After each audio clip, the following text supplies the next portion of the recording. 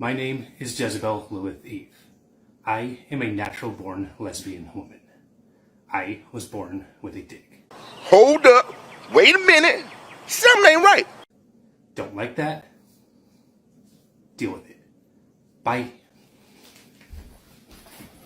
Now a word from our sponsors. Boys are boys from the beginning. Girls are girls right from the start.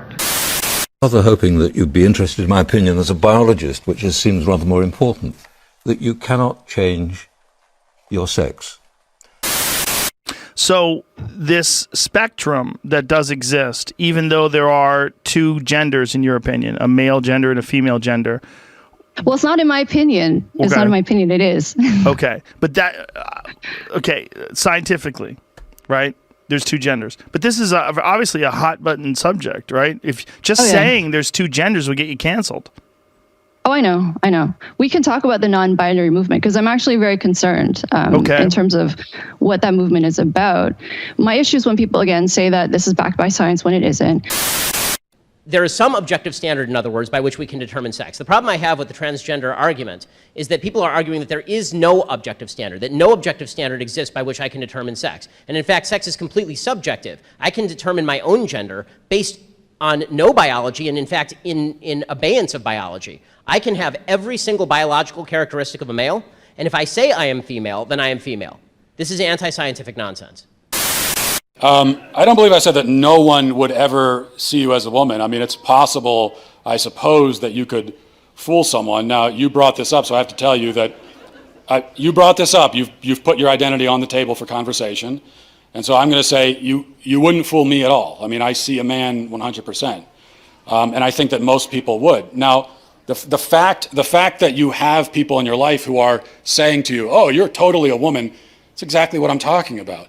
No one in my life has ever once said to me, you're totally a man, Matt. You know, if a friend of mine called me on the phone and said, listen, Matt, I want you to know you're really a man, I would think that there was something wrong with him. I would say, why are you saying that at all? It doesn't make any sense. So the fact that this is a conversation to begin with tells me, it only proves the point that I'm trying to make, that your identity, even in your own mind, is up for, it's something that you need to be assured of. Pink and the blue boxes have been restructured and remade and reinforced, and a child who doesn't fit into the one that's for the sex that they were, inverted commas, assigned at birth, we have to pop them into the other one.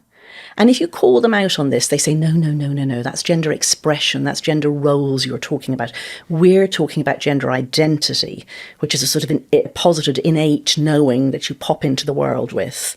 But nobody pops into the world knowing that sort of thing about themselves. Children learn it from the stereotypes. They self-examine and match themselves against the stereotypes. So now we say to little, what you used to call a sissy boy, that little boy now thinks that he's meant to be a girl. One by one, we met the detransitioners, those brave enough to admit their gender changes had been a mistake. Kids who were just unhappy, anxious, or perhaps on the autism spectrum had been rushed to transition by a system that seemed more about a political agenda than about addressing the patient's mental health.